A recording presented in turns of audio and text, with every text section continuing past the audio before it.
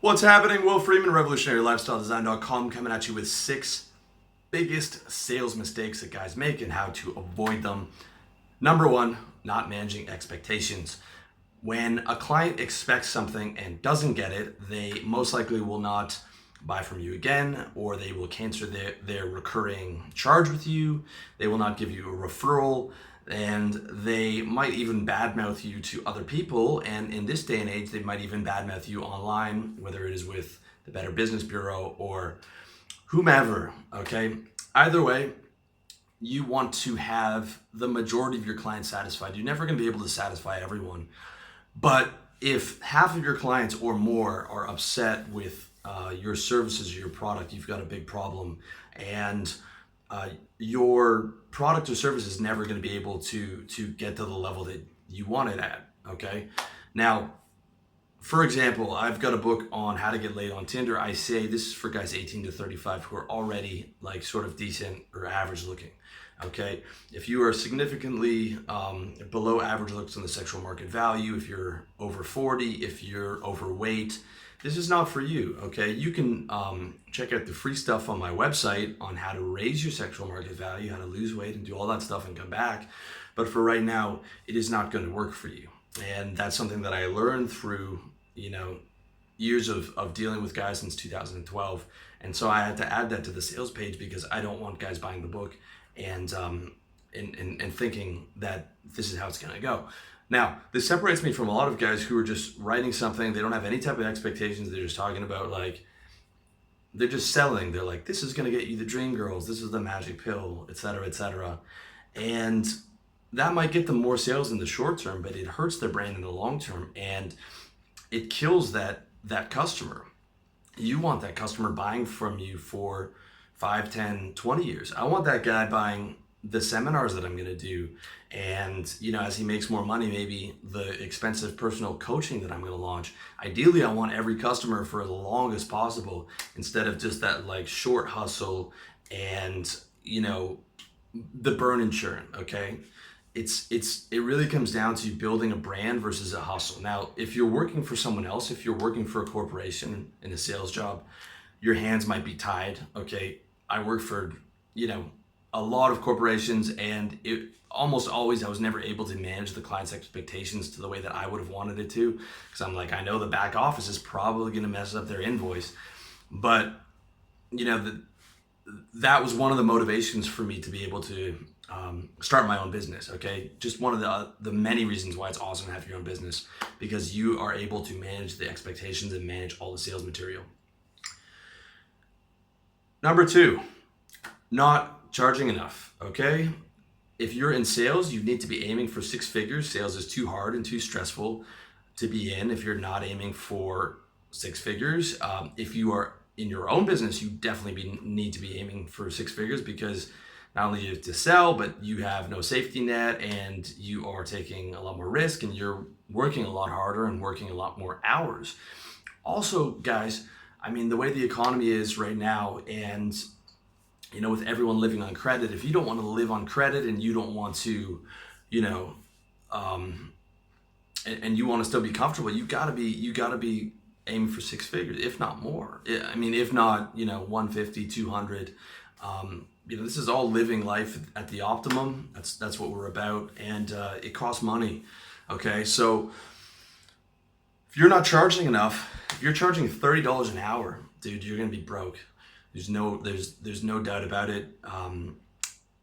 If you're in a coaching business or in an hourly rate business, $100 an hour is the minimum you should be charging. Okay, that's the minimum. Ideally, you should be charging 200, 300. A guy by the name of Dan Locke, who's a good performance coach, he charges $5,000 for the original consultation. He charges $100,000 for the year. Dan Pena charges $20,000 for his 5-day seminar. Tony Robbins charges $1 million for a year. He only works with 5 clients. Right, that's 5 million from 5 clients. Right, they're charging a lot of money because they deliver a lot of value. Okay, if you're uncomfortable with charging $100 an hour or something like that, you have to look into yourself and say, am I really good at what I'm doing? Okay, if not, then you have to get to the point where you're comfortable charging that, where you're like, And that's the minimum, okay? Like, my coaching is going to cost more than that, and it's going to continue to scale up as my brand gets bigger. But and yours should as well, okay? Like, you have to make sure that one, you're really good at what you do. Two, you're not too afraid. You feel comfortable with that pricing. You're like, I am worth that. And three, you're in the right market. So for example, my market right now is very wide. It's pretty much every guy from 18 to 50 can benefit from my stuff. But I'm aiming for broad, but when I actually release my coaching, that's going to be narrow. That's going to be like the top 1% to top 0.01% of guys who are going to be able to afford my services because they're going to be entrepreneurs. And the 18-year-old guy that's watching this, who I also want to help, is not going to be able to afford my coaching, and I'm not aiming for him. So I'm just aiming for the top of my market. All right. If you're in personal training, okay, and you're charging $30 an hour, that's the bottom of the market. Not only are you going to make no money, but those guys are going to be the most problematic clients. You want to be aiming for that $300 an hour and going around to, guys who own hedge funds or guys who are, my buddy Phil made a lot of money in personal training, and he lived in the center of the city of London, and his clients were all guys who worked in finance. Okay. Right. Obviously you want to go for the guys who have the most money, and they're not going to think twice about paying you $300 an hour when you're selling the result of losing weight. Okay. The same goes for, if you're selling real estate. Okay. It takes the same amount of effort to close a $700,000 deal as it does to close a $10 million deal. Which market do you want to be in, right? Like, you should always be aiming, if you are selling time for money, aim for the top of that market. Okay. Because it literally takes the same effort. It takes the same amount of time to train someone for $30 an hour as it does for $1,000 an hour. Okay. That's the reality of it. And if you're not charging enough, it either comes down to two things. Like, you feel wrong about charging that much, which is okay if you're not good enough. But if you are good enough, you should feel very comfortable in what you're charging. And if you aren't good enough and you're still going for that lower level, it's like, okay, well, what do I have to do to get really good and be able to charge that much? Because otherwise, I don't think you should be in that business. Yes, there's plenty of people charging $30 an hour, okay? But for you guys, when I'm talking about lifestyle optimization, it can't be you, because you're going to be broke that way. All right, you gotta be aiming for that $100 an hour. And people that are going to be good clients aren't going to balk at 100, 200, 300, even more. They're going to be like, well, of course the guy's good. If he's charging $10 an hour, I know he's garbage, right? There's no way he can be good. Okay, not charging enough.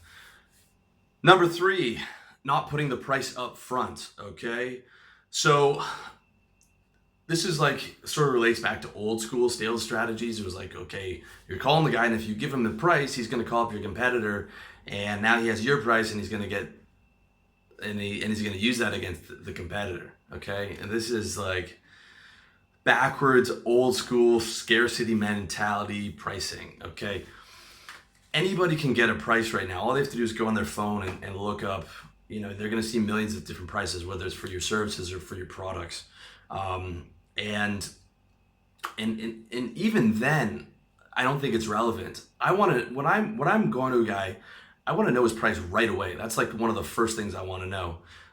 One thing I hate is guys, they've got a website and they've got, what looks like a decent service, and then there's the sales page, and then it's, hey, send me an email and fill out this form, and I'll see if you're a fit for my coaching services, and if you are, we can get together on a strategy call. It's like, okay, basically, he's using the false qualifier, and then we're gonna get on a quote unquote strategy call where he's gonna sell me, and then that's where he's actually gonna give me the price, and then he's gonna go through all the objection management and all that. I can't stand that stuff. Okay, it's like the guy should know exactly what the price is, right? The guy should know what the price is, and then if he's interested, then you can reach out, or he can just buy right there. All right. Same thing if you're calling someone, and how are you going to close a guy if he doesn't know what the price is, right? If you're like short to even midterm sales, give the guy the price or give him different prices for different packages. When I worked in sales, I would get the price out of the way almost always on the first call. Like if the guy was somewhat interested, I'd be like, I can do this, I can do this, I can do that. All right? Because you think that you're getting somewhere when you don't tell him the price. You're like, I'm going to warm him up. Okay, then 2, 3, 4 calls in or whatever. And then he hears the price. I was like, oh, he's like, that's and the price is out of his budget. It's like, you've wasted a ton of time. Also, it's annoying to the guy whose interest you're trying to get. Like, I want to know the price right away. And at the end of the day, if the guy's going to buy from you, if the guy's interested, he's going to buy from you. Okay? And if the price is within his range, he's going to buy from you. Don't think that telling him the price is going to put him off. And if you've got one of those sales pages, put your price on the sales page, dude. Okay? I'm going to have my coaching page rolled out maybe a couple weeks or a month. And right there, it's going to say, here's the options, X amount for an hour, another for a month, another for 3 months, another for 6 months. That way I know, like, if the guy's I would never just set the guy up and then have him on a strategy call and try and hard sell him onto it. Like, I could have 100 guys getting on that strategy call and they think that I'm going to be charging $30 an hour. Right? It's completely waste my time, completely waste their time. I want guys to know that it's going to be expensive up front. And so that just weeds out the 99% of guys that aren't going to have the money or the interest or whatever to pay for it. Okay? Which goes back to the second point, which is charging enough, right? I'm just aiming for that top 1% to even top 0.01% of my market. Maybe like 5 clients a year, maybe 10 clients a year. That's all I want. That's probably all I'm gonna have time for, because I have so much stuff I want to do with the brand. And that's the mentality of it, right? So get that price up there so the guy knows what it's about. All right. Number 4, not asking for the sale. Okay? Can't close if you don't ask for the sale. Period. You cannot close a deal if you do not ask for the deal. Very simple. A lot of guys are ashamed to ask for the deal. It is business. Sales is business. You have to sell, okay? If you're ashamed, it means you totally misunderstand business. And maybe there's a part of you that's kind of like anti-free market or anti-capitalist, and that's the kind of programming that you've been raised with. But let me tell you something. Without sales, everything you see would not function. Housing, people would not have houses, smartphones, food, shelter, clothing, water.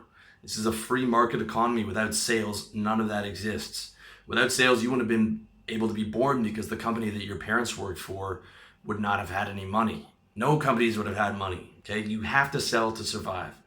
And anybody that's upset at you for selling them, okay, assuming that you're, reasonable and you're not,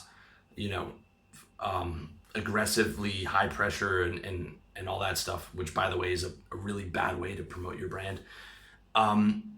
That person is dumb, and it would never be a good client anyways. Like if I'm looking at a guy's site and there's a link to a sales page and I click on the sales page, of course I'm going to get sold. Or if there's sidebar links for his products, I'm like, of course he's doing that. How else is he going to be able to make money? Of course, right? Someone's upset about that is first of all, would never be a good customer, would probably never pay for anything anyways. And it's just the mentality. You have to eradicate that mentality of being ashamed to ask for the sale. I saw this I was watching PewDiePie's videos. Okay, if you don't know who PewDiePie is, I'm proud of you. But he's basically the biggest YouTuber, and he's getting demonetized all over the place. So he's, mentioning that he's got this computer that's been built for him by a company, and this chair. It's like a $400 gaming chair, and he mentions it occasionally, and like he's just getting attacked from everywhere for mentioning this chair. It's like too expensive. You sold out, because he's got so many fans, and so many of them are young kids, and they're just brain dead. They're like, well, you sold out. Well, he got demonetized. He's been doing videos for like 7 years for free, entertaining you guys. He's not able to make revenue for that. And he's occasionally telling you, I like this product, I use this product, I think it would be good, right? And he's sort of feeling ashamed of it, and he's trying to defend himself, right? Because I can tell he's kind of the guy. He's never had a job. He's never worked in sales. He's ashamed to sell. If it were me, I would be like, anyone that has a problem with that, please unsubscribe to my channel, because I don't even want you watching my stuff, right? Compare that to my man Grant Cardone, who's selling every 2 minutes within his content, and he's got actual ads built into the video of people that have sponsored his stuff. He's got his books everywhere, and I know that going in, I know when I'm watching a Grant Cardone video, I'm going to get sold, and he's not ashamed about it, and I'm not and I don't hate on him at all for it. As a viewer, I'm like, I think he's smart. Okay, that's his brand. He's the sales trainer, so of course he's selling you, and in return, I get free content, right? So it's a good deal for me. I'm happy to watch that. I'm like, okay, I have to watch him sell a little bit. I don't care. And that, anyways, the way that he sells is he's enjoyable. He's just a charming guy who's not ashamed to sell. Okay. Now I'm somewhere in between. I've already dropped a few of my products. I've already hinted about what I do on sales pages, but I don't go too hard, because that's just not my brand. But I'm not ashamed to sell. I'm also not super in your face about it. I'm just like, this is where it is. If you want to check it out, go to revolutionarydesign.com/products and check out my stuff. See there, I did it again. But it's never going to be over the top. It's just finding your place, but don't be ashamed to sell, and don't be afraid to ask for the sale, especially if you're in outbound sales, or you're doing coaching and you got to be on the phone getting people, or emailing, or you've got a Facebook ad that's getting people to call you. You've got to ask for the sale. It doesn't have to be on the first call, okay, but it doesn't hurt to have it on the first call. It depends on how long your sales cycle is, okay? If your sales cycle is like relatively short, the first call. If it's mid-size, maybe the first call, or at least some kind of push towards the next, or pushing towards the close, whether it's getting a meeting or getting another call set up, or something along those lines. You have to know for your industry, but asking for that sale is super important. Okay. Once you've got the sale, number 5, this is when you've got the sale. Number 5 is not upselling or cross-selling. Okay. You've got the client, you've got them in. Ask them for different stuff. I moved over to a new sales platform specifically because the ones that I were on didn't have the features that I wanted. So I moved over to SendOwl, which has upselling, it has cross-selling, it has one-click upsell before the guy buys the product and after. It has abandoned cart emails. So if like you had it in your cart and then you walked away, like a week later, I'll be like, hey man, I saw you were checking this out. Sorry, this is an automated email. Just want to let you know, if you come back, there's this package deal you can get between these two things if you're interested. And that increased my revenue by like 20. And it took me all of like 20 minutes to set up. Okay, for your business, if you have different packages or you have different products you can add, definitely, after you close the guy or whatever, and you're talking to him again, say, hey, I got this other thing for you too, or cross-selling or whatever, however it's going to go down. I mean, the hardest thing to do is get a new client, right? So when you have a new client, you want to be able to get them to buy as many products or services that are relevant to them, right? It only makes sense. And again, it's about not being ashamed to ask for the upsell or the cross-sell. Anyone who gets upset about being sold is a loser and is not ever going to be a good client and has no understanding about business. Okay, I'm saying this within moderation, obviously. Like, you're not spamming the guy or whatever, but like if he's on a call with you and you've managed his expectations and you weren't hiding the price and all that stuff, I mean, he's going to expect to get sold, right? If I go into Best Buy or wherever, the ones where they're commission only, I expect that guy to sell me, right? I expect it. And then in my head, I'm going to be like critiquing him, like, oh, he should have said this, he should have said that. Like, I'm not going to get mad at the poor guy who's making 40 grand a year, who's doing his job. I mean, like, people who have that mentality don't understand business. And at the end of the day, they would never buy from you anyways, right? They're the guys who probably go torrent it, Like that's the mentality. Just don't be afraid to upsell and cross-sell. Very important.